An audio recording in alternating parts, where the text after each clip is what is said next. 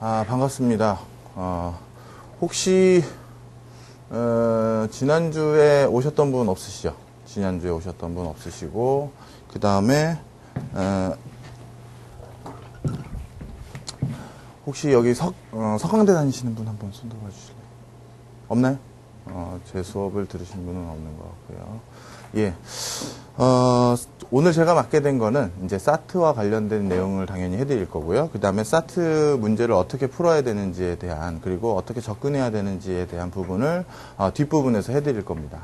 그리고 앞부분에서는 우리가 여기 이제 삼성 말고 다른 회사는 전부 안 쓴다 이런 분들은 없으시잖아요. 당연히 많은 회사를 써야 되는데 대부분의 회사들의 채용 프로세스가 어떻게 진행되는지 그런 것들에 대한 전반적인 내용을 한번 해드릴 거예요.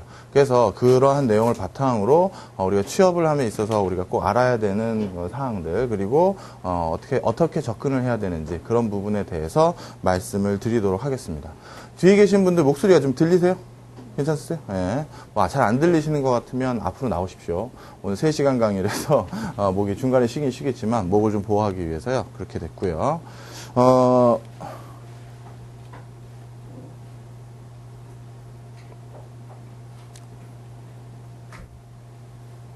예. 간단하게 그 강의를 하기에 앞서서 그래도 이제 강의가 원활하게 진행되기 위해서는 저희가 다 초면이란 말이에요. 혹시 제 수업을 다른 형태로도 들으신 분 계세요? 어디서 들으셨어요? 여기 와우패스에서? 예. 와우패스 말고 학교에서 들으신 분은 없는 것 같은데, 처음 뵌 분들이 대부분입니다. 따라서 여기 나와서 강의하는 사람이 어떤 사람인지, 그리고 어떻기 때문에 무슨 얘기를 전달할 수 있는지를 먼저 말씀을 드려야 돼요. 그리고 저에 대한 기본적인 사항을 전달을 해드려야, 이런 질문은 저 친구한테 물어보면 답변을 들을 수 있겠구나. 이러한 사항들을 확인하실 수가 있습니다.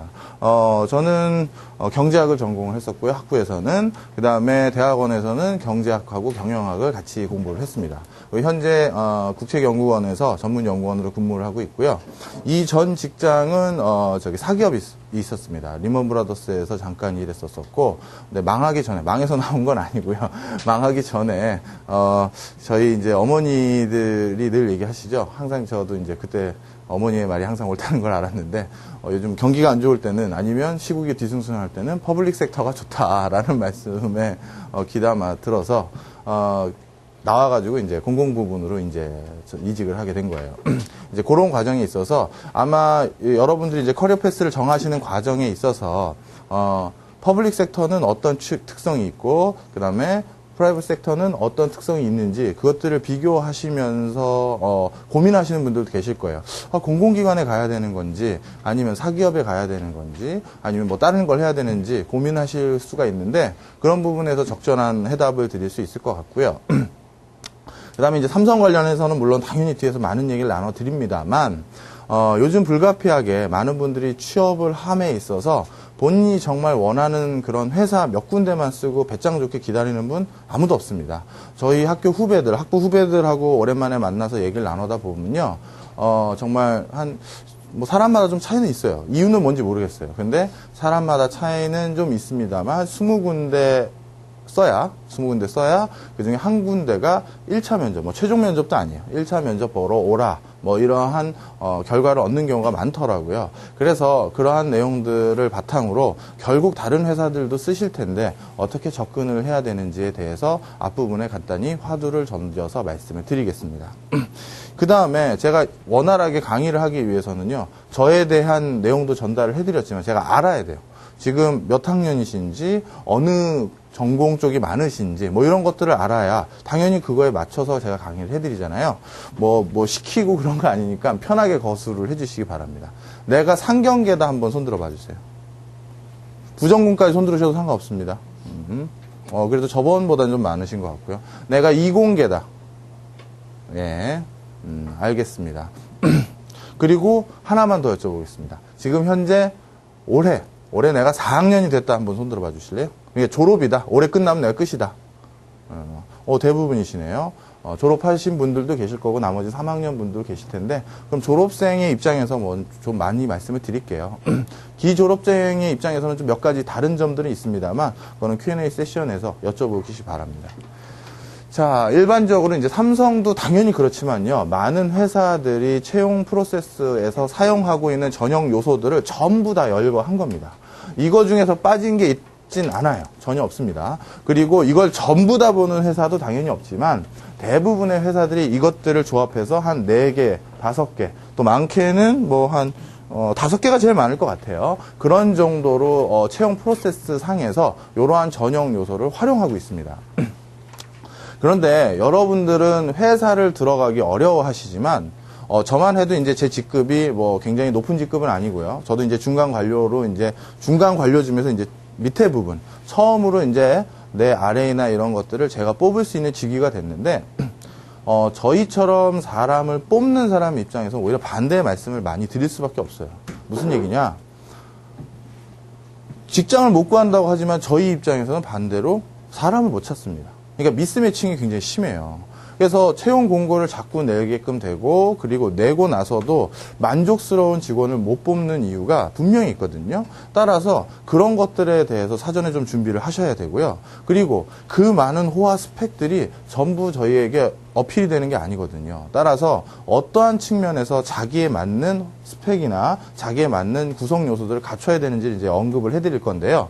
자, 도대체 이 많은 전형 요소들을 분명 아까 제가 좀 전에 말씀드렸지만 저희 입장에서는 사람을 못 뽑아서 여기서 그냥 사람이라는 건 아무 사람이 아니라 우수한 인재를 못 뽑아서 안달인데 그러면 우수한 인재를 필터링하기 위해서 만들어낸 도구들이란 말이에요. 그럼 이것들이 과연 어떠한 의미와 어떠한 측면을 검증하기 위한 어떤 방편이거든요. 그럼 도대체 무엇을 검증하기 위한 방편인지를 살펴볼 필요가 있습니다.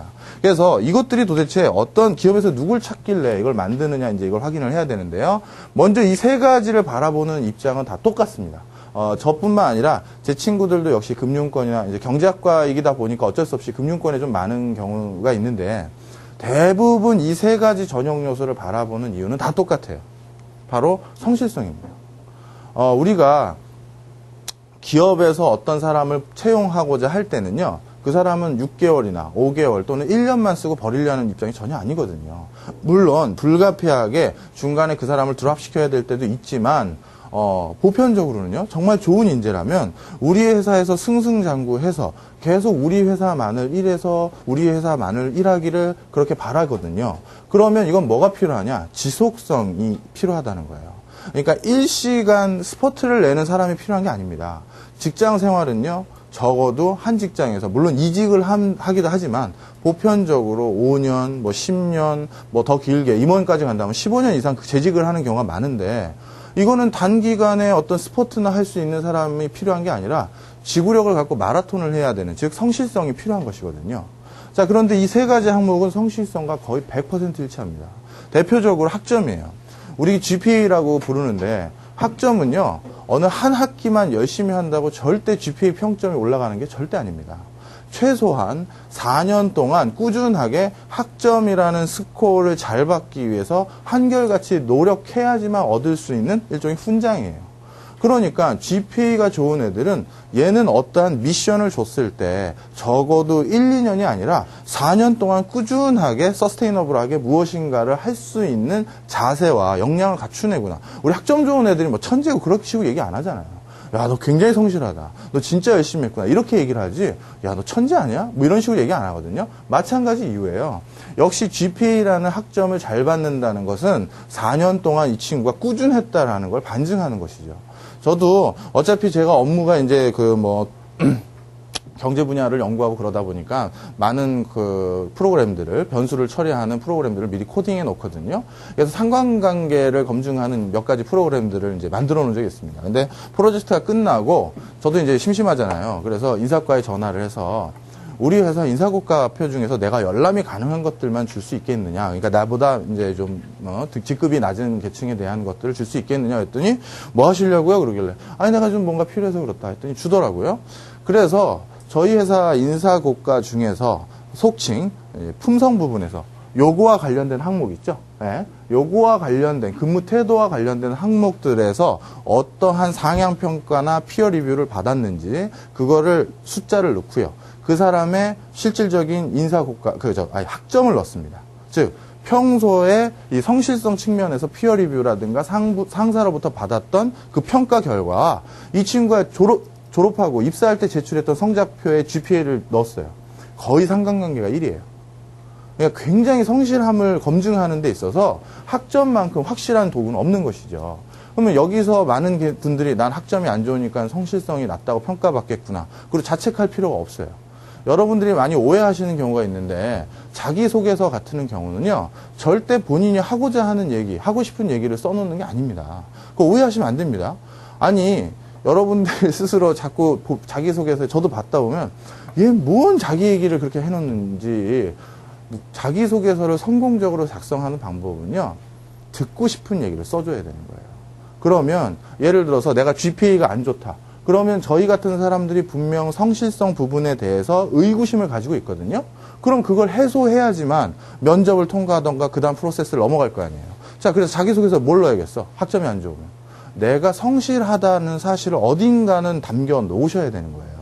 예를 들어서 내가 성적이 GPA가 낮은데 그것은 뭐 1학년 2학기 때 잠깐 반수를 했다든지 뭐 예를 들어 그걸 그대로 쓰라는 얘기가 아니라 학점이 낮은 이유가 있으실 거 아니에요. 중간에 고시 공부를 했다라든가 자격증 공부를 했다라든가 뭐 이공계분들은 가끔 창업하겠다고 이제 일하신 분들도 계신데 그런 어떠한 사유가 있는데 그 중에서 상대방에게 긍정적으로 어필할 수 있는 내용이 있다라면 그걸 넣으시면서 나는 이러한 것에서 대학교 내내 어떤 꾸준한 내 시간에 많은 부분을 하려 했고 그래서 어떤 소기의 성과를 걸었다든가 경험을 축적했다고 쓰신 다음에 내가 불성실하지 않다라는 것을 거기다 담겨 놓으셔야 돼요. 안 그러면 의구심이 분명히 있습니다. 우리가 어떤 사람을 채용하는 것은요. 요즘은 공기업과 달리 사기업은 반드시 그 사람이 들어와서 업무의 톱니바퀴 속에서 어떠한 역할을 반드시 해야 된다는 뚜렷한 미션이 있기 때문에 뽑습니다. 공공기관은 그렇지 않아요. 말 그대로 공익성을 추구하는 부분도 있어서 지금 너무 청년 실업률이 높다. 그러면 당장 필요하지는 않을 수 있을지언정 일단 채용을 해놔라. 왜? 선반적인 우리 고용률, 실업률이라는 것도 공공 부분에서는 담보해야 되는 내용이잖아요. 그래서 반드시 채용하는 애가 들어오자마자 뚜렷한 미션이 있지 않은 경우도 있습니다. 간혹가다. 하지만 사기업은 비용 절감이니 업무 효율이니 이런 것들을 아주 지속적으로 요구하기 때문에 들어오자마자 무슨 일을 시킬 가능성이 많아요. 자, 그러면 뭐냐? 바로 더더욱 이게 필요한 겁니다. 얘가 들어오면요. 걔 업무는 걔한테 띄워주고 걔가 해와야 되는 거예요. 그런데 불성실한 애가 왔어요. 그래서 걔가 이것 좀 뭐 정리를 해와가지고 그다음 나한테 가져와. 그러면 내가 걔 걸 받아가지고 그 다음 단계를 진행을 해야 되는데 그 친구가 해왔던 그 과정들을 전혀 믿을 수가 없다. 그럼 내가 다시 다 확인을 해야 되잖아요. 그럼 걔를 뽑은 이유가 전혀 없죠. 내가 확인하고 내가 다시 할 거면 못하러 걔를 뽑겠어요. 그죠? 그래서 성실도라는 것은 결코 우리가 간과해서는 않을 덕목입니다. 그래서 많은 기업들이 지속적인 모습, 한결같은 모습을 보일 수 있는 직원을 찾는 그 도구로서 가장 많이 도용하고 있는 게 학점이고요. 그 두 번째가 영어 성적이에요. 여러분들 생각하실 거예요.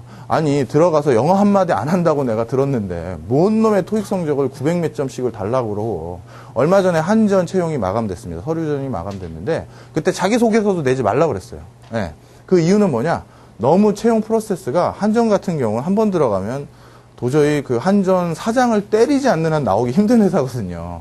고용 안정성이 굉장히 높습니다. 그리고 평균 급여도 뭐 어느 정도 되나요? 금융권에 준하다고 보셔도 돼요. 뭐 KB나 신한금융투자 이런 정도까지 높은 건 아니지만 일반적인 금융회사들, 농협이니 뭐 우리투자증권이니 이런 대신증권 이런 수준에 준하는 급여를 받거든요. 따라서 굉장히 노리는 사람이 많아요. 근데 한전에서 얼마 전에 채용 프로세스를 어떻게 했느냐? 딱 2개 원했습니다. 일단 2개를 원했어요. 근데 거기 뭐 이제 저는 취업 게시판을 믿지는 마세요. 그건 거짓말이에요. 저희 회사나 뭐 저희 회사에 준하는 뭐 하는이나 뭐 이런 거에 대해서도 저도 취업 게시판을 가끔 보거든요. 저 같은 경우는 공공기관을 바꿨을 때 저희 회사와 금감원 2군데를 붙었었는데 어디를 갈까 하다가 이제 저희 회사로 왔는데 그 취업 게시판을 보면 구라가 많아요, 속칭. 그래서 저도 믿지는 않았는데 제가 이제 뭐 취업 관련한 강의를 하다 보니까 이제 한전 지원한 애들 보게 됐거든요. 그래서, 야, 너 떨어져서 어떻게 됐어? 그랬더니, 교수님, 뭐 어떻게 됐습니다. 그러더라고요. 그래서, 야, 왜 떨어졌어, 네가? 그래서, 너 영어 성적 몇 점이야? 영어 때문에 안 된 것 같대요. 그래서 영어 성적 몇 점이냐? 930인데 안 됐다는 거예요. 그래서 야, 930 결코 쉽게 받을 점수가 아닌데 어떻게 된 거니? 그랬더니 마찬가지로 900 몇 점에다가 학점 몇 점 이걸 합쳐서 1차를 그렇게 필터링을 하더라는 거죠. 그래도 우리가 최종 뽑을 인원의 10배 이상 남는다는 거예요. 그럼 기업체에서 왜 학점하고 토익을 먼저 보느냐? 두 개가 같은 임무예요. 한전 가서 한전에서 영어 쓸 일 있습니까? 한전은 우리나라 사람들 대상으로 전력 서비스를 제공하는 곳이잖아요. 하나의 영어를 쓸 필요는 없지만 만약에 학점이 나쁜 애는 그럼 어떡하라는 말이야? 한전 들어가지 말란 말? 아니죠. 영어 성적으로 커버해라. 회복할 수 있는 기회를 준다는 거예요. 그래서 영어 성적을 과도하게 요구하는 것이 결코 나에게 네거티브한 요소가 아니라 내가 GPA가 일정 점수가 안 된다면 요즘 여성분들은 뭐 4.0 넘어야 뭐 취업된다 이런 소리들 많이 하셔요. 그죠? 남성보다 좀 학점을 많이 요구하는 부분 분명히 있습니다. 그런 과정에서 더더욱 내가 학점이 좀 자신감이 없다 그러면 이걸로 커버하시는 거예요. 이게 다른 의미가 아니라는 거죠. 토익 성적을 잘 받기 위해서도 적어도 일정 시간 이상의 한결같은 노력을 거기에 투여해야지만 얻을 수 있는 것이기 때문에 같은 성실성을 본다는 것이고요. 마지막 출신 학교 같은 경우는요. 이것도 무슨 학벌주의 뭐 이렇게 잘못 알고 계신데요. 그거 정말 잘못 알고 계신 겁니다. 기업 입장에서는요. 아주 심하게 말하면 삼성전자가 제일 걱정하는 거, LG전자가 제일 걱정하는 게 뭔지 아세요? 스티브 잡스 같은 친구 하나를 타사에 놓쳐버릴까 봐 제일 걱정합니다. 어떤 요즘 같은 세상에서는 한 개인이 성취할 수 있고 달성할 수 있는 혁신의 역량이라는 게 굉장히 크거든요. 만약에 그런 과정에서 예를 들어서 생각해 보세요. LG전자의 스티브 잡스 같은 친구를 놓쳤습니다. 삼성에서. 그 업계 순위가 바뀌는 일이에요. 진짜로요. 이거는 뭐 분명한 사실입니다. 그래서 어떻게 하느냐? 기업 입장에서도 선입견을 보려고 하지 않아요. 그래서 뭐 출신 학교들로 뭐 필터링하고 잘랐다? 그거 거짓말입니다. 출신 학교가 만약에 신뢰성이 없다라고 판정이 됐으면 일찌감치 학벌주의를 없앴고요. 그리고 실질적으로 출신 학교가 어떤 개인의 창의력이라든가 그 사람의 업무 퍼포먼스에서 연관관계가 높은 측면은 딱 하나밖에 없었어요. 성실도입니다. 네. 이유는 뭐냐? 역시 출신 학교가 좋으려면 수능을 잘 봐야 되는데 수능 뭐 6개월 공부해서 잘 보는 게 결코 아니잖아요. 역시 이 친구에게도 하나의 목표를 주고 너 이 스코어를 올려야 돼라는 미션을 줬을 때 자기가 하고 싶은 거 꾹 참고 지속적인 시간을 투과해서 좋은 성과를 달성할 수 있는 성실도를 담보했다는 그 얘기를 보는 거지 무슨 머리 좋고 스마트한 걸 보는 전용 요소가 절대 아니라는 것이죠. 따라서 본인이 제가 여기 어떤 학교에 어떤 분들이 오셨는지 모르니까 편하게 말씀을 드리면 학교가 로우하다고 판단이 되실 경우 또는 학점이 로우하다, 영어 성적이 로우하다고 판단되실 경우 자기소개서에 분명히 이런 부분에 대해서 의구심을 해소할 수 있는 문장을 적어도 비중 있게 넣으셔야 된다는 걸 기억을 해두세요. 자, 그 다음 두 번째입니다. 자체 직무적성 시험하고 직무능력 시험, 그 다음에 금융경제 일반 시사상식 논술 요 세 가지의 전형 요소들을 요즘 많이 보고 있어요. 제가 이제 직무적성 시험이라는 건 이제 속칭 우리가 말하는 인적성, 사트도 여기에 들어가는 거죠. 이제 사트나 이런 인적성 같은 것들을 이제 언급을 해드리는 건데요. 자, 요것들을 보는 이유가 또 분명히 있습니다. 바로 요것 때문이에요. 사고력과 기업 환경을 분석할 수 있는 능력을 갖췄는지를 확인하고자 하는 것이죠. 지금 말씀드렸던 이 전반적인 취업 채용 요소들 이런 것들을 명확히 이해하셔야 돼요. 그래야 이제 준비를 하시는데 별 문제가 없으시거든요. 제가 이제 하나씩 말씀을 드릴 텐데 혹시 이제 중간중간 질문이 있으면 바로 손을 드셔도 됩니다. 예? 질문이 있으면 바로 손을 드셔도 돼요. 사실 이제 여러분들이 아직 한번 취업을 하셨던 분 한번 손 들어보실래요? 또 안 물어볼 테니까 편하게. 없으세요? 하셨던 적이 있으시군요. 아마 저런 분들은 조금 아실 것 같은데요. 옛날과 달리 좀 요즘에서 특히 기업 현장에서 요구하는 덕목이 사고력입니다. 적어도 삼성이나 또는 대기업, 이제 대기업 연수 과정에서 연수 프로그램에서 강사로도 이제 가서 많이 활동을 하거든요. 그럼 뭘 저보로 해달라는 겁니까? 라고 하면 어떤 창의력을 배양할 수 있는 강의 내용 없으신가요? 아니면 사고력을 기를 수 있는 강의 내용 없으신가요? 라는 요청을 제일 많이 받아요. 그럼 도대체 왜 그러냐? 그 다음에 이제 요겁니다. 그냥 경제에 대한, 경영에 대한, 금융에 대한 전반적인 이해를 요구해달라. 아마 그거는 제 분야가 이쪽이기 때문에 이제 요구받을 수 있는 특수성이라고 보면 이제 예외를 하더라도 보편적으로 항상 요구하는 게 사고력이에요. 그런데 이제 여러분들 이제 기취업 하셨던 분 한 분밖에 없으니까 옛날 얘기로 말씀을 드리면 대입을 할 때 있어서요. 이 뒤에 칠판 보이세요? 어두워서 안 보이지 않으시죠? 네. 거기 보이세요, 이쪽? 네. 안 보이시면 말씀을 하세요. 옛날에 대입을 할 때 수능 이전의 대입시험 전형이 뭐였습니까? 혹시 아세요? 네, 학력고사라고 부릅니다. 우리 아버님 세대들이 아마 학력고사 세대들이었을 거예요. 자, 학력고사는 한마디로 어떤 것을 측정하는 시험이냐 하면요. 철저하게 암기력을 우선시해야지만 학습이 할 수 있는 그런 내용입니다. 자, 암기를 해야 돼요. 그래서 학력고사 공부하신 분들 보면 교과서 달달 외우고 뭐 무슨 국사역 사건에서 예를 들어 만주사변이 1931년에 일어났느니 을사조약이 언제느니 뭐 다산 정약용이 뭐 여태까지 발간한 총 서적수가 212권이라느니 이런 걸 달달 외워야 돼요. 그럼 옛날에는 도대체 이게 우리나라뿐만 아니라 외국도 마찬가지였어요. 유럽도 마찬가지고 미국도 마찬가지고 기본적으로 그 사람이 얼마나 많이 암기하고 있느냐를 물어보는 그런 대입 그리고 그다음에 채용 프로세스가 그런 걸 많이 물어봤는데 그 이유가 있습니다. 과거에는 이게 중요했기 때문이에요. 자, 여러분, 제가 만약에 이제 여러분들이 삼성이라는 회사를 지원하는 데 있어서 삼성 기업이 원하는 인재상이 어떤 인재상인지 그거에 대해서 알아봐라 라고 하시면 어떻게 하실 거예요? 어떻게 하실 겁니까? 어디서 알아볼 거예요? 그렇죠. 어디서? 그렇죠. 맞습니다. 보편적으로 무엇인가를 알아봐라 말씀을 드리면요. 당연히 구글 릴링이나 네이버를 통해서 바로 원하는 정보를 얻을 수 있어요. 바로 얻는 정도가 아니라 오히려 요즘은 너무 많이 나와서 이 중에서 뭘 먼저 봐야 되는지가 문제가 될 정도로 많습니다. 그잖아요. 사실이 그렇거든요. 자, 그럼 반대로 여쭤볼게요. 인터넷 없었을 때는 어떻게 알아보실 거예요? 난감하시죠? 그잖아요. 내가 궁금해하는 그 많은 것들, 일상생활에서 궁금했던 그 많은 것들을 인터넷 없었을 때 어떻게 알아보실 거예요? 자, 지금 만약에 회사에 입사를 하신 다음에 팀장님으로부터 지령을 받습니다. 예, 후쿠시마에서 원전 사고가 났다는데 우리 기업에 미칠 영향을 알아보고 후쿠시마 원전 사건의 사고 경유나 피해 규모 이런 것들 좀 알아봐.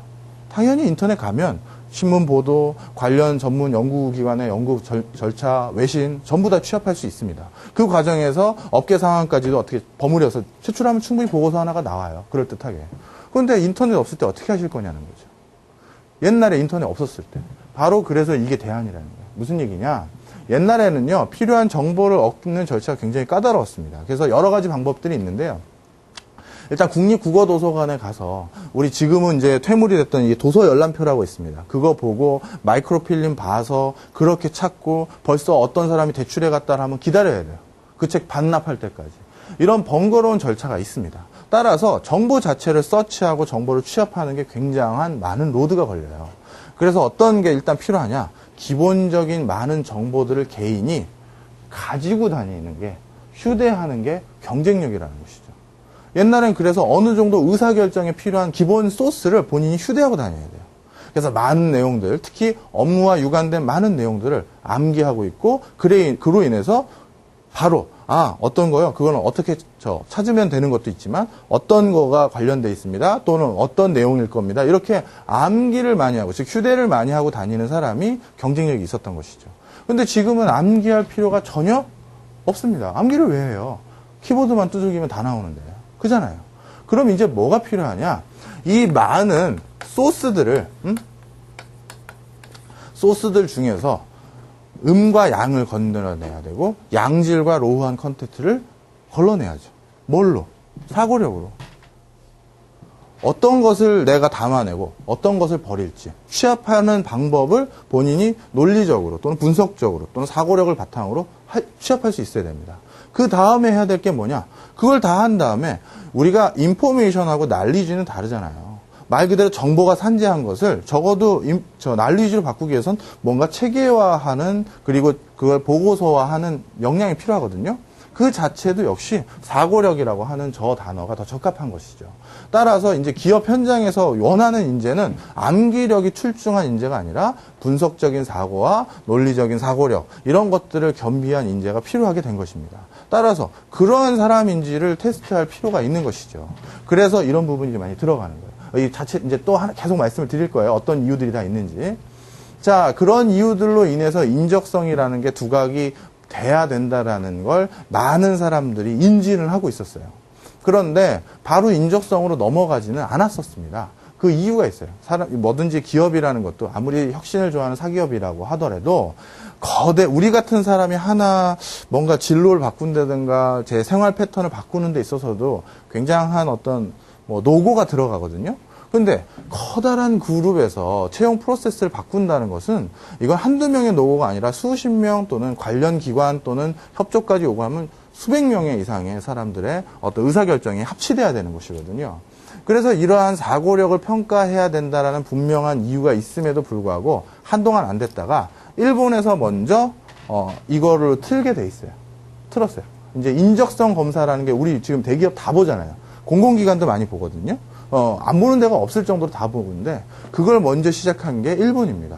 그럼 일본은 왜 갑자기 똑같은 니즈는 가지고 있었지만 먼저 촉발했느냐? 일본이 우리보다 먼저 20년 먼저 경험한 게 있어요. 20년 전에 일본이 경험한 게 바로 뭐냐면 청년 실업률입니다. 자, 우리랑 똑같은 상황이에요. 청년 실업률이 굉장히 치솟는 거죠. 진짜 경쟁률이 이루 말할 수 없게끔 높아지는 겁니다. 100대 1 되는 회사 많아요. 저희 회사도 100대 1 당연히 넘는 것이고, 실질적인 경쟁률이 100대 1이 넘는다는 겁니다. 서류 전형 넣은 사람들 하면 150대 1이 넘죠. 그러면 150명 중에 1명 뽑는다는 거니까 이건 보통 일이 아니거든요. 그러면 이 과정에서 기업에서 어떤 문제가 생기냐 하면요. 여러분들 문제가 아니라 기업 입장에서 어떤 문제가 생기냐면, 우리가 패러독스 오브 초이스라고 하는 게 있어요. 금융에서. 뭐냐면 선택의 오류라는 것인데 내가 기본적으로 선택할 권한을 주는 게 4-5가지, 즉 소량이라면 그중에서 나에게 가장 적합한 선택을 제가 딱 집어낼 수가 있습니다. 그잖아요. 명확하게 내가 비교분석을 하니까. 근데 100개 이상을 동시에 깔아주고 제일 좋은 거 가져가세요라고 하면 사람이 당황해. 이거 뭘 가져가야지? 대충 이걸로 할게요. 이렇게 된단 말이에요. 그러니까 오히려 선택의 폭을 넓혀주면 오히려 자신에게 가장 적합한 어떤 대상을 선별하지 못한다는 게 이제 패러독스 오브 초이스라는 그 경영 용어가 있거든요. 자, 이게 기업 현장에서도 일어난다는 것이죠. 뭐냐? 첫 번째, 취업난이 심화되니까 진정성 있는 지원자가 지원을 안 해요. 그렇지 않은 사람도 생긴다는 거죠.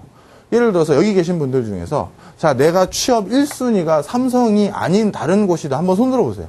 시키는 거 아니니까. 네, 벌써 있으시잖아요. 벌써 있단 말이에요. 그죠? 자, 그런데 제가 삼성 채용 담당자고요. 여기가 최종 라운드의 면접관입니다. 네? 그래서 제가 다 채용을 했는데 마침 그런 분들만 최종 합격을 시켜버렸어요. 그럼 회사 입장에서 어떻게 됩니까? 회사의 로얄티 떨어지는 사람을 채용한 거고. 그리고 이런 분들은 기껏 사내 연수 프로그램이 있거든요. 채용된다면 우리 몇 개월씩 가다 놓고 연수시키잖아요. 회사 전반적인 어떤 내용을 익히기 위해서. 그거 엄청난 개인에게 돈을 쓰는 겁니다. 먹여주고 재워주는 것뿐만 아니라 저희 같은 강사들이 그런 산업 현장에 강의했을 때 받는 돈이 굉장히 커요. 그렇기 때문에 이거 굉장한 돈을 쓰는 거거든요. 그렇게 엄청난 투자를 다 해놨는데 몇 개월 뒤에 드디어 원하는 직장이 돼서 전 갑니다라고 하면 저희 입장에서 엄청난 로스예요. 진짜로요. 따라서 뭐냐? 진정성 있는 지원자만이 지원할 수 있도록 장치를 마련해야 돼요. 그 장치가 대표적으로 인적성이라는 겁니다. 자, 여러분 생각해 보세요. 그냥 어떤 회사를 지원함에 있어서 자기소개서 하나 내시고요. 성적표 좀 내세요. 인터넷으로. 그거 얼마든지 지원합니다. 벌써 써놓은 거 많이 있으시잖아요. 계속 던지는 거예요. 자, 그러면 정말 충성도 떨어지는 지원자들이 지원할 가능성이 많은 것이죠. 그래서 어떻게 하느냐? 번거로움, 일종의 진입장벽을 걸어놓는 거예요. 자, 우리 회사에 합격하시려면 인적성이라는 이상한 시험을 본다고 하고 그걸 보기 위해선 특정 일요일날 새벽같이 일어나서 어딜 가게끔 만들고 그 인적성 시험 그냥 보는 거 아니잖아요. 그거 보려면 오늘 같은 날 이렇게 특강도 오셔야 되고 책도 사서 봐야 되고 공부도 해야 되고 번거롭거든요. 기꺼이 그런 내용을 감수하겠다? 이거는 상대적으로 난 그 귀찮아서도 안 쓰겠다라는 애를 필터링하는 거죠. 즉 점점 진정성 있는 지원자만 취업될 가능성이 높은 거예요. 그래서 일본에서도요, 많은 대기업들이 기껏 뽑아놔서 쓸만해졌더니 드디어 원하는 회사가 됐다라고 떠나는 애들이 너무 많다라는 겁니다. 그런 이유 때문에 뭔가 장치, 진입장벽을 만들어야겠다라는 취지 속에서 인적성이라는 거를 도입을 한 거죠. 하필 왜 진입장벽이 인적성이냐? 아까 말씀드렸잖아요. 이제는 암기력이 아니라 사고력이 필요한데 그 진입장벽이 진짜 회사에서 원하는 인재상을 필터링하는 도구임이 제일 적합하겠죠. 그래서 선택된 게 인적성이다라고 보시면 돼요. 자, 그리고 인적성 말고 여기 보시면 직무능력 시험이라고 주로 보는 것들이 비중이 가장 많은 것이 사트에서도 이제 직무 쪽에 저기 퍼센트 중에서 직무 부분, 즉 상식 부분 영역 중에서 한 40% 정도가 경영 경제 관련한 내용들입니다.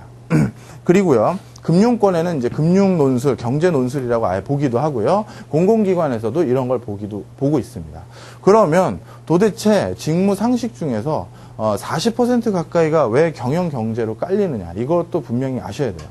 뭐 사실 비전공자들, 경영 경제 전공자가 아닌 분들은 굉장히 난감해하고 버거워하고 도대체 그러면 상경계 아니면 취업하지 말라는 얘기냐, 이런 오해를 하시기 쉬운데요. 근데 이제 이 생각을 하셔야 돼요. 우리가 이제 뒤에 제가 적어놨는지 모르겠는데 아마 뺀 것 같습니다. 우리가 기업 현장에서 사람을 뽑는 그 사람은요, 반드시 무엇을 원해서 뽑는 거냐 하면요, 퍼블릭 섹터가 아닌 그 사기업에서는 아주 속된 말로 표현하면 돈 잘 벌어다 줄 수 있는 사원을 뽑는 거예요. 우리가 뭐 사회적 기업이니 공익적인 뭐 기업의 사회적 역할이니 이런 거 다 좋습니다. 좋은데 기업이 수익을 창출을 계속 하지 않고서 그런 공익적 사업을 할 수가 없어요. 공익 사업을 제일 많이 하는 회사들은요, 반드시 돈을 제일 많이 버는 회사들이에요. 따라서 아무리 사기업의 그 사회적 역할이 커지고 비중이 높아졌다 하더라도 돈을 벌 줄 모르면 그런 걸 할 수가 없습니다. 기업이 망해가는데 사회적 기업이 웬 말이에요. 그죠? 따라서 돈을 벌 수 있는 능력을 갖춘 인재들이 많이 들어와 줘야 되는데, 그 인재들은 어떤 인재들이냐 하면 바로 비즈니스 환경, 기업 환경을 분석할 수 있는 능력을 갖춘 인재라는 것이죠. 그래서 실질적으로 업무를 수행하는 데 있어서요, 대부분 우리가 제품을 팔던 서비스를 팔던 또는 경쟁사에 경쟁을 하던 간에 지금 기업 현장을 둘러싸고 있는 내용들을 우리가 판단할 수 있어야 되거든요. 인지할 수 있어야 되고. 또한 삼성 같은 경우는 주요 계열사 대부분이 내수시장으로 먹고 사는 계열사라고는 금융시장 쪽, 금융 쪽 있죠? 증권하고 생명화재, 그 다음에 자산운용, 그 다음 카드. 요거 빼고는 전부 내수시장의 비중이 훨씬 작습니다. 따라서 글로벌 경영을 해야 되거든요. 그러면 기본적으로 환율이라든가 국제수지라든가 그 다음에 뭐 이런 것들에 대한 거시금융적인 어떤 변수들을 인지할 수 있어야 되거든요. 환율이라는 건 대표적으로 우리 회사의 제품의 가격 경쟁력을 결정하는 중요한 요인이잖아요. 아시잖아요. 상경계들 많으시니까. 환율만 바뀌어도 원래 난 그냥 만들었는데 이게 굉장히 싸고 좋은 제품이 될 수도 있는 거고요. 환율이 잘못되면 이 제품이 굉장히 비싸고 그냥 뭐 별 볼 일 없는 제품일 수도 있는 거죠. 따라서 기업 현장에서 일선 의사결정자들이 환율의 변화에 따라서 프로모션 전략을 바꾸고 마케팅 기법을 바꾸고 환율의 트렌드를 미리 읽고 지금 이 제품 다 털어야 됩니다. 안 그러면 재고로 싸게 쌓여있게 되어 있어요 라고 뭔가 판단할 수 있으려면 전부 이 능력이 필요하다는 것이죠. 이런 능력이 필요하다는 거예요. 자, 그래서 직무상식 쪽에 그걸 많이 넣은 것이고요. 그 다음에 인적성 부분에서 다른 부분들도 이제 하나씩 말씀을 드려보겠습니다.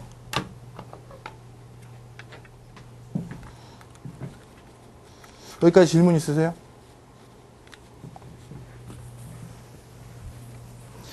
먼저 인적성 부분에서 자주 나오는 이제 열거되는 영역들이 있죠? 대표적으로 어떤 영역이 있나요? 직무 상식 말고. 또. 뭐 있어요? 한 번도 안 보셨어요? 그렇습니다. 수리 추리 영역이 있죠. 그리고 하나만 더, 어느 거 있죠? 또 언어적인 능력을 보는 언어 능력이 있죠? 제가 이제 그 학부 후배들, 저희 제 연대 나왔는데, 연세대학교 후배들, 여기 연대 혹시 있으세요? 손 들어 보실래요? 없나요? 네. 저희 학교에서는 이제 멘토링 스쿨이라는 게 있습니다. 그러니까 취업에 기취업한 선배들이 후배들한테 취업 노하우를 알려주는 거예요. 그걸 멘토링 스쿨이라고 하는데, 그래서 저희가 등록을 해놓습니다, 선배들이. 그러면 본인이 그 선배들의 목록을 보고, 그 중에서, 내가 이쪽 분야에 관심이 있는데, 아니면 내가 펀드 매니저를 하고 싶은데, 내가 애널리스트를 하고 싶은데, 그러면 그 선배한테 메일을, Q&A를 쓰게 되어 있어요. 물론 익명이거나 본인이 원하면 오픈을 하게 되어 있죠. 그러면 이제 선배가 그걸 보고, 야, 네가 이쪽 분야에서 일을 하려면 이런 것들을 더 준비하거나 이렇게 해야 돼. 여기서 원하는 인재상은 이거야. 이렇게 알려주는 그 프로세스가 있어요. 근데 이제 저 같은 경우는 이렇게 상업 강의도 많이 하다 보니까 가끔 이제 대중적인 질문을 많이 받을 때가 있어요. 그럴 때 인적성에 대한 오해를 많이 하는 게 뭐냐? 바로 이 수리출이니 언어니 뭐 이런 것들을 보고요. 한다는 소리가, 또 수능을 또 봐야 되는 거냐, 뭐 이런 소리를 많이 합니다. 근데 내용이, 이름이 좀 비슷하지만 결국 아까도 여기도 말씀드렸듯이 사고력 때문에 이걸 넣을 수밖에 없어요. 자, 언어부터 말씀을 드릴게요. 우리가 아까 말씀드렸습니다. 이제 뭐 암기하는 게 아니라 다양한 정보를 취합해서 그걸 분석하고 그걸로 뭔가 솔루션을 제공을 해야 되는데, 자, 우리가 취합하는 다양한 정보, 무슨 형태로 되어 있나요? 다 활자로 되어 있습니다. 그죠? 그러니까 기본적으로 어떤 사고력을 뒷받침하기 위한 선행 조건은 독해력이에요. 어떤 아티클을 전달을 해줬는데 그걸 잔뜩 읽고 엉뚱한 식으로 해석을 해버린다. 결론을 오해해버린다. 그럼 그런 친구가 낸 분석, 사고, 그게 뭐가 있겠어요? 의미가. 그래서 기본적으로 어떤 아티클을 줬을 때 그거를 올바로 독해를 하고 더 좋게는 그 행간에 있는 어떤 내용들까지 통찰할 수 있는 능력을 갖추길 바라는 거죠. 이거는 무엇인가 분석하고 사고하기 전에 소스를 취합하고 모으는 데 있어서 얼마나 효율적이고 정확한 소스를 취합하는지와 긴밀하게 연관관계가 있는 것이죠. 따라서 언어 능력은 안 낼 수가 없습니다. 그래서 삼성에서 언어 영역 부분이 내는 유형이 뭐 4가지다, 5가지다 우리가 분류를 하는데요. 대부분 그런 부분이 많아요. 아티클 자체에 대한 정확한 판단, 이해, 순간적인, 그것도 삼성은 한 문제 풀 때 직무상식 같은 경우는 1분 20초 정도 이상 걸리면 다 못 풀거든요. 그래서 그걸 빠른 시간 내에 독해하길 바라는 것이죠. 기업 현장은 그만큼 급박하게 변하니까 그런 거예요. 저만 하더라도 갑자기 이제 수시 과제로 이제 국책 보고서에 대한 요청이 들어올 때가 있습니다. 뭐 예를 들어서 얼마 전에 했던 게 이제 영리 의료법인을 우리나라에서 해야 되는지 말아야 되는지 조사를 하려는 거예요. 근데 당시 무슨 정권적인 어떤 이유도 있었고 여러 실효적인 이유가 있어서 이 보고서를 뭐 2달 만에 내라는 겁니다. 이거 환장하는 일입니다. 여러분들이 2달이면 뭐 숙제 금방 냈는데 뭐 이런 그런 수준이 아니에요. 그래서 일단 그 정도 보고서를 내려면 제가 기본적으로 저희 회사 도서관 사서에게 찾아서 내 책상에 다음 주 중에 올려달라고 했던 거를 그냥 쭉 뽑아서 했더니만 다음 주 월요일에 출근을 했더니만 쌓여있는 게 여기서부터 이래요. 그럼 이걸 다 읽는데도 2달이 넘죠. 근데 이걸 다 읽는 게 아니라 당연히 그걸 바탕으로 써야 되잖아요. 두꺼운 책 한 권을. 결국 쉬운 일이 아닙니다. 따라서 얼마나 많은 아티클들을 정확하게 빨리, 그것도 빨리 해독하고 거기서 우리 언론사에서는 야마라고 합니다. 키워드를 딱딱 뽑아낼 수 있는지는 굉장히 긴밀한, 긴급한 의사결정을 요구하는 기업에서는 더욱더 중요한 요인이죠. 따라서 그런 걸 물어보게 되어 있고요. 또한 이제 미묘한 언어적인 감각 있죠.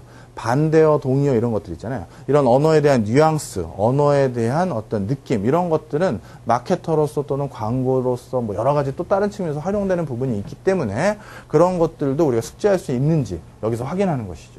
자, 그 다음 수리 추리 부분에서는 뭐가 필요하느냐. 자, 아까 말씀드렸듯이 우리가 어떤 결론을 내기 위해서는 아티클, 활자로 된 것들도 있지만 또 뭐가 있나요? 도표와 그래프를 읽어내야겠죠. 그래서 수리 추리 부분에 있어서 도표, 그래프 그것들을 던져주고 그 속에 있는 결과들을 제대로 캐치해내는지를 확인하는 문제가 그래서 나오는 거예요.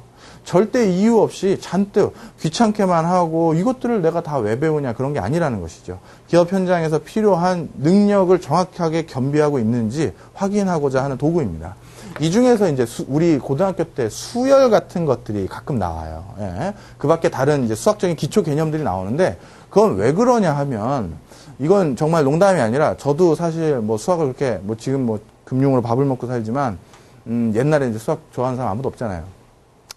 저도 이제 수학을 별로 이렇게 나이스하게 좋아하지는 않았는데 우리가 사고력을 측정하는 데 있어서 수학보다 더 좋은 도구는 개발된 게 없습니다.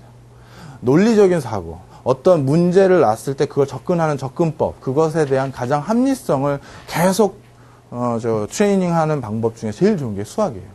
그리고 여러 가지 정보들이 이제 나왔는데 그 정보들을 취합해서 딱 결론을 낸다는 건 거기에서 일종의 규칙을 찾는 것들이 많거든요. 예를 들어서 이런 소비자들이 이런 걸 샀고 저런 소비자들이 저런 걸 샀고 저런 소비자들이 저런 걸 샀다라는 결론이 다 취합됐어요.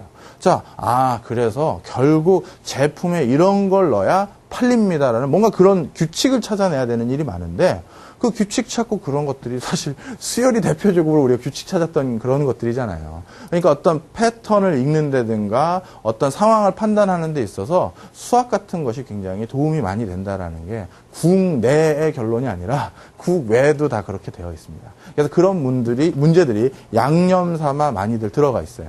자, 그래서 수리, 추리, 언어 부분 그런 게 들어가고 있고요. 그 다음에 제가 말한 직무상식 부분, 경영경제 부분은 방금 말씀드렸던 그런 이유로 넣고 나머지 것들은 어떤 이유로 넣는지는 이따 문제를 보면서 하나씩 말씀을 드릴 거예요. 그 다음에 금융권은요, 사트 같은 시험을 저거 하진 않습니다. 왜냐하면 상대적으로 금융 부분은 삼성 같은처럼 슈퍼 채용 규모를 자랑하는 게 아니라 말 그대로 금융 전문 섹터만을 위해서 우리가 채용 프로세스를 진행하잖아요. 따라서 저렇게 전형을 헤비하게 만들어버리면 투입한 비용 대비 효과가 떨어집니다. 그리고 정말 본인들이 원하는 인재는 상경적인 마인드가 웬만한 삼성보다 더 많이 필요할 거잖아요. 거기에서 스페시픽하게. 그래서 금융, 경제, 시사와 관련된 논술 시험을 인적성에 하나 넣던지 아니면 인적성과 따로 보던지 이렇게 진행을 하고 있어요. 왜 하필 논술이냐? 논술을 하면 뭐가 길러진다고 우리 어렸을 때 광고 문구 봤습니까? 싱크빅이냐 이런 데서 보면 사고력 뭐 이런 얘기 하잖아요. 그게 관련이 있는 거예요. 그래서 논술을 함에 있어서 그걸 보고 얘가 어떻게 사고하는지를 판단하겠다라는 게 기본 전형인 것이죠. 이 부분은 그래서 학습하는 구체적으로 그러면 내가 이걸 학습하기 위해서는 어떻게 해야 되는지 뒷부분에 다시 말씀을 드릴게요. 마지막입니다. 취업 채용 프로세스 상에서 마지막이에요. 기타 자격증 면접 부분입니다. 요거는요, 직무 능력 부분도 필요하지만 인간미도 필요한 거예요. 저 같은 경우만 하더라도 저희 부모님과 제가 보내는 시간보다 제 RA 여직원하고 제가 보내는 시간이 훨씬 많습니다. 그잖아요. 아침 9시에 출근한 다음에 저녁 8시까지 걔는 저랑 일을 합니다. 전화 오면 바로 오고, 그리고 제 방에서 계속 같이 컴퓨터 보면서 뭘 할 때도 많고요. 그럼 뭐예요? 뭐 웬만한 여자친구, 뭐 웬만한 와이프, 웬만한 부모님보다도 걔가 나랑 더 많이 있는 거거든요.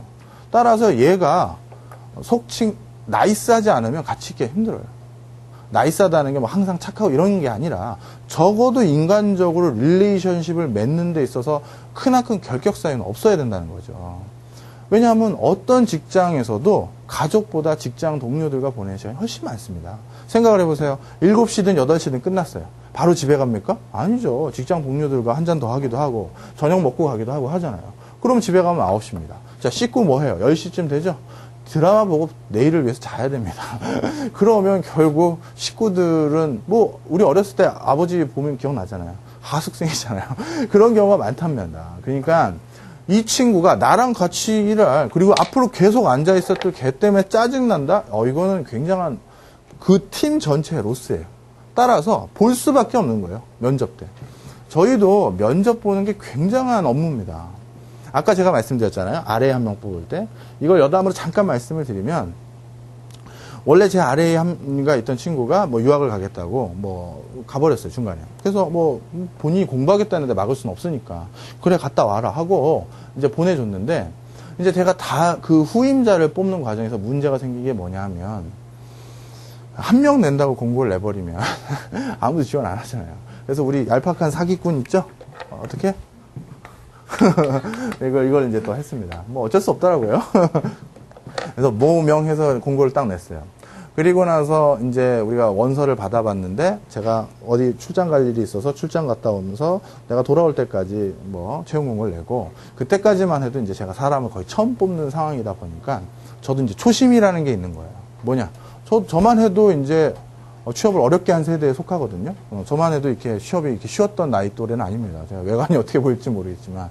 그래서, 이 취업이 진짜 얼마나 고생스러운지 내가 잘 아는데, 많은 애들에게 기회를 줘야겠다라고 해서, 속칭, 이 스펙이라고 부르는 것들을 로우하게 깔았어요. 뭐, 학점도 얼마 이상만 되면 되고, 토익 성적도 얼마 이상이면 다 지원을 해라라고 했죠. 그리고 제가 출장을 갔다 왔는데, 출장 갔다 온 다음에 그게 채용 프로세스 끝난 게 아니라 그러고도 일주일 더 놔뒀거든요. 왜냐하면 자기소개서 또 여러 군데 써야 되는 친구들을 배려하기 위해서 그 기간을 좀 넓혀준 거죠.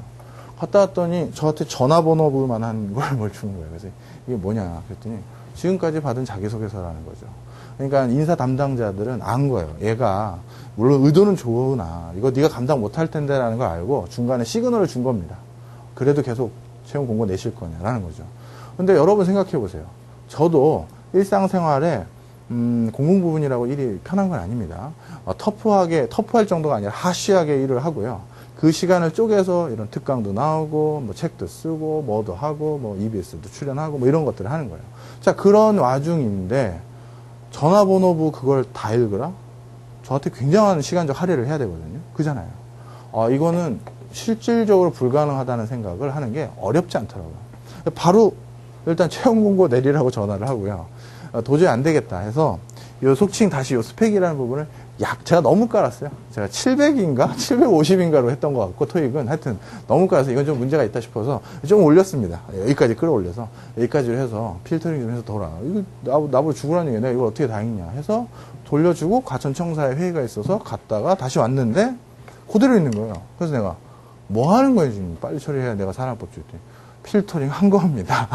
거기에 미달되는 애가 없는 거예요. 제가 올렸음에도 불구하고 다들 준비를 그만큼 열심히 하시잖아요 요즘은. 자기소개서 읽어봐도 장난이 아니에요. 뭐 거의 뭐 다 아래서 태어났어. 뭐. 출생부터가 남다른 거야. 읽다 보면 아니, 이런 분이 내 밑에서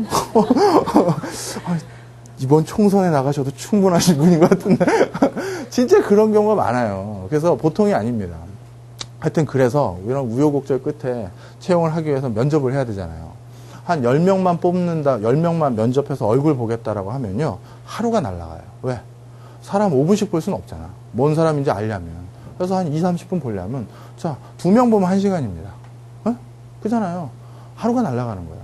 그러면 제 하루 일을 벌리면 전 일이 쌓이는 거니까. 그래서 이게 굉장한 일이라는 거죠. 그래서 어떤 우여곡절 끝에 그래서 한 명을 뽑았습니다. 자, 뽑아놨더니 어떤 일이 생기느냐. 한 6개월 됐나? 그 뽑고 그 친구가 바로 제가 하는 일에 바로 알겠어요. 제가 하는 그 당시 하던 프로젝트가 이제 산업연관표와 관련해서 뭐 하는 거가 있었는데 그 표를 이제 만지작 하기 위해서 알아야 되니까 자, 이렇게 돌리는 거야 라는 것도 보여주고 뭐 숙제 아닌 숙제. 여기까지 네가 한번 해봐. 그리고 나한테 다시 보여줘. 해서 그거 다 가르쳐 주고 해가지고 드디어 좀 뭔가 애가 굴러갈 쯤 됐더니 갑자기 털커덕 오면서 하는 소리가 원하는 직장이 돼서요. 라는 거예요.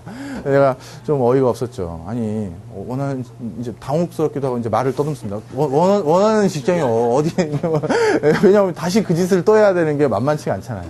그랬더니만 이 친구가 모 공공기관을 대면서 거기가 됐다는 거예요. 그래서 처음에는 제 깜냥에는 뭐 교만하다는 게 아니라 깜냥에는 걔를 붙잡기 위한 하나의 팁으로 안심을 했죠. 그 공공기관은 좀 위상이 좀 있잖아요. 그래서 어떤 좋은 기관이다, 덜한 기관이다 있는데 제가 생각하기엔 저희 회사보다는 좀 로우하게 평가를 받는 곳이었어요. 그래서 내가 자연스럽게 네가 아직 어려서 잘 모르는구나. 여기 훨씬 좋은 데고 거기는 뭐 하면서 딱 했어요. 그러면서 그냥 앉아있어. 딱 그렇게 얘기를 했는데 그 친구의 스토리를 들어봤더니 그게 아니죠. 요즘 친구들의 그거 있죠? 뭐 있습니까? 나의 아이덴티티, 정체성, 뭐 이런 거 얘기해버리면 이제 골치 아파요.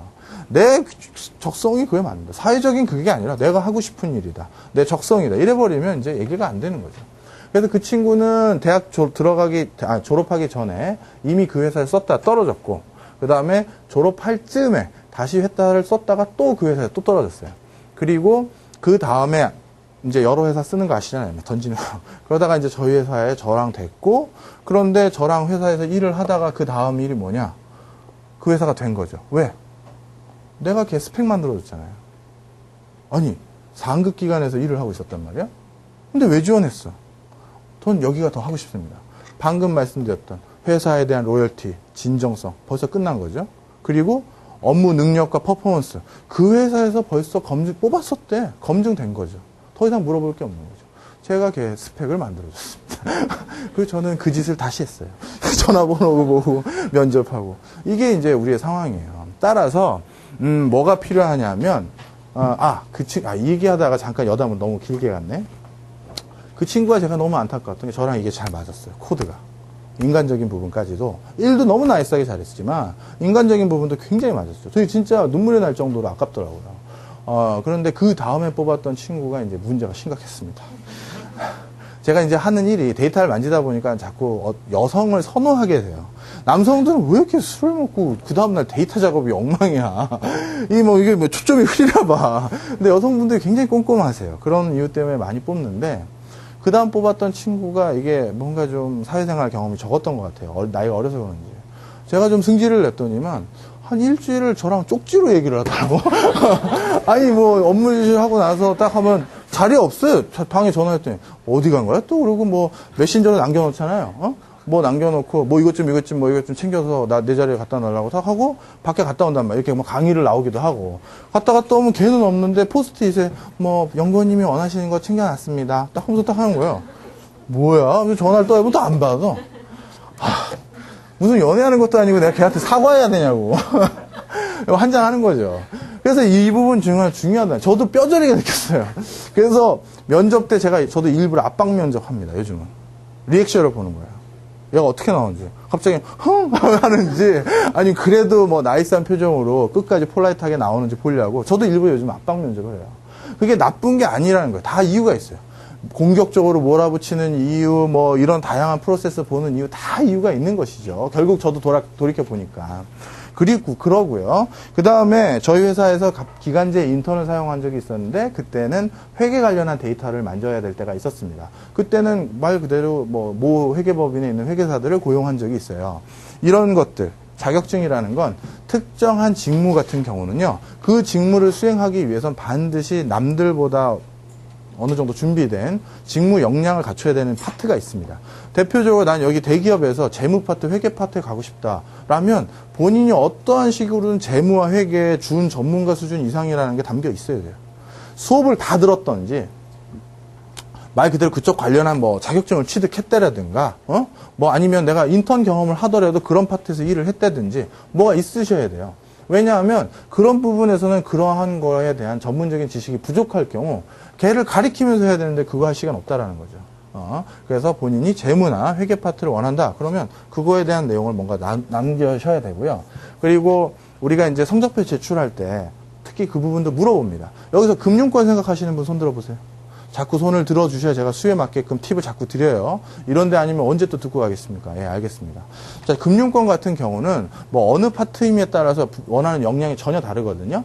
PB로 일선에서 영업활동을 할 것인지 펀드 매니저나 애널리스트로 뭐 투자와 관련된 업무를 할 것인지에 따라서 원하는 직군의 성격과 느낌이 전혀 다른데 예를 들어서 제가 림원에 있었을 때 제가 받았던 질문이에요. 뭐라고 했냐면 제가 투자론 수업을 안 들었습니다. 학교 다닐 때.